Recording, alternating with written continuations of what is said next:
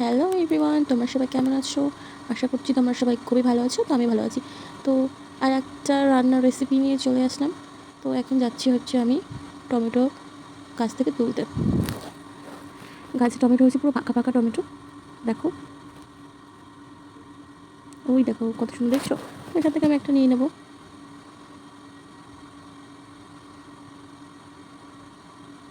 আর একটা নিয়ে নিচ্ছি। টমেটো নেওয়া হয়ে গেছে। এবার যাবো নিচে, রান্না করতে হবে, মশলাটা পেস্ট করতে হবে। তো ওই যে আদা রসুন পেঁয়াজ জিরে আছে, এটাকে পেস্ট করে নেবো। এটা হচ্ছে আলু কেটে রেখেছি, ডিম সত্যি করে নিয়েছি, যে মশলা পেস্ট করে নিয়েছি, এই যে লঙ্কা পেঁয়াজ। তারপরে কড়াই গরম হয়ে গেছে, এবার তেল দেবো। তারপর দেবো হচ্ছে একটু হলুদ আর একটু লবণ। এবার ডিমটাকে আমি সুন্দর করে হালকা ভেজে নেব।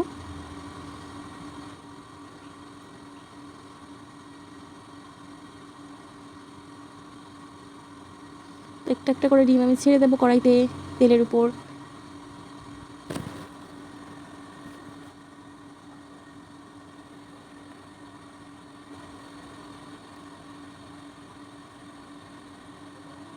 তো দেখো ডিমটা ভাজা হয়ে গেছে। এবার তেল ঝরিয়ে ডিমটা আমি নামিয়ে নেব। তো যারা আমার ফেসবুক পেজ থেকে দেখছো, দয়া করে ফেসবুক পেজটি ফলো করো। আর ইউটিউব চ্যানেল থেকে যারা দেখছো, ইউটিউব চ্যানেলটি সাবস্ক্রাইব, কমেন্ট, শেয়ার করে দিও প্লিজ। আর বেল আইকনটা প্রেস করে দিও।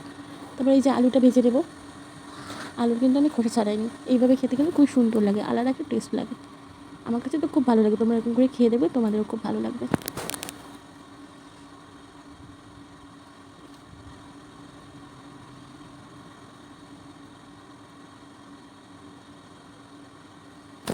তো দেখো আলু ভাজাটা হয়ে গেছে, এবার নামিয়ে নেব। এবার ফোড়নে দেবো হচ্ছে শুকনো লঙ্কা দিয়েছি,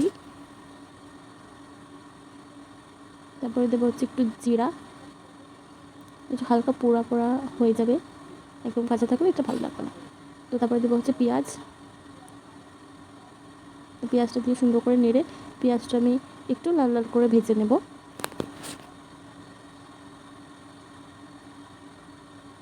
তো দেখো লাল লাল করে ভাজা হয়ে গেছে। এবার যে মশলাটা পেস্ট করেছিলাম, ওই মশলাটা আমি দিয়ে দিয়েছি।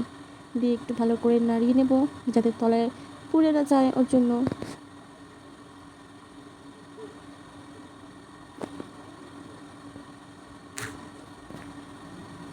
এবার ভালো করে একটু মশলাটা কষিয়ে নেব। দেখো তেল ছেড়ে দিয়েছে, দেখো অলরেডি 2-3 মিনিট আমি এরকম করে কষিয়ে নিচ্ছিলাম।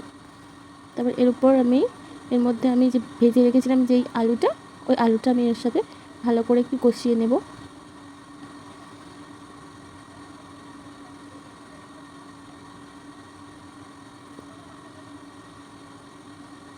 তারপরে দিয়ে দিচ্ছি হচ্ছে একটু ধনে গুঁড়ো, দিয়ে একটু ভালো করে কষিয়ে নেব।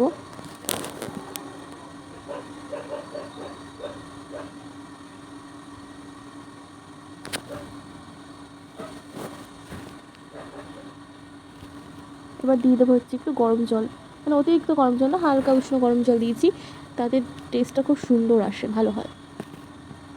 তুমি জল দিয়েছি, জল দিয়ে একটু ভালো করে মিশিয়ে নিচ্ছি মশলার সাথে। জলটা আরেকটু বেশি দেবো, যেহেতু আলুটা সিদ্ধ করা নেই, ওর জন্য জল দিয়ে দিয়েছি অনেকটা। দেখো এবার লবণ আর একটু হলুদ দিয়ে নিচ্ছি, আপনার মতন, আপনারা যতটা লবণ খান ততটা অনুযায়ী লবণ দেবেন। তো ভালো করে নাড়িয়ে দিচ্ছি, এবার ফুটবে। আলুটা সিদ্ধ হওয়ার জন্য একটু বেশিই জল দিয়েছি। তারপরে এই যে ঢেকে দেবো। তারপরে কিছুক্ষণ পরে এই যে ঢাকনাটা খুলে দিচ্ছি। দেখো এই যে এবার ভালো করে ফুটছে তরকারিটা। তো আমি একটু নাড়া দিয়ে নিয়েছি। তারপরে এই যে দুটো লঙ্কা কেটে রেখে দিয়েছিলাম, সেটা দিয়ে দিচ্ছি। তোমরা তোমাদের মতন ঝাল অনুযায়ী দিয়ে দিও, বাড়িতে আমার সেরকম ঝাল খায় না, ওর জন্য দিই। তারপরে যে ডিমটা ভেজে রেখেছিলাম, ওই ডিমটা আমি দিয়ে দিলাম। এবার ভালো করে নাড়িয়ে দিচ্ছি। এবার যত ফুটবে তরকারি তত সুন্দর টেস্ট হবে। তারপরে এই যে টমেটোটা পেরেছিলাম গাছ থেকে, ওই টমেটোটা দিয়ে দিচ্ছি।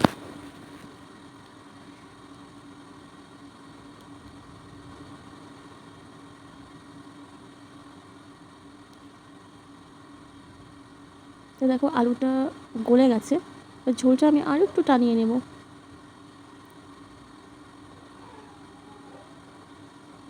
এবার একটু দিচ্ছি হচ্ছে লবণটা ব্যালেন্স করার জন্য চিনি দিয়ে নিয়েছি। ডিমের তরকারির ঝোলটা একটু মানে ঝোল ঝোল হবে, মানে এই যে গ্রেভিটাও অত বেশি হবে না, ঝোল ঝোল হবে, আর সবাই ঝোল ঝোলই পছন্দ করে। তারপরে এই যে শাহি গরম মশলা দিয়ে দিলাম, দিয়ে এবার নাড়িয়ে নেবো, নাড়িয়ে বেশ 2-3 মিনিট ভালো করে ফুটবে, তারপরে নামিয়ে নেবো।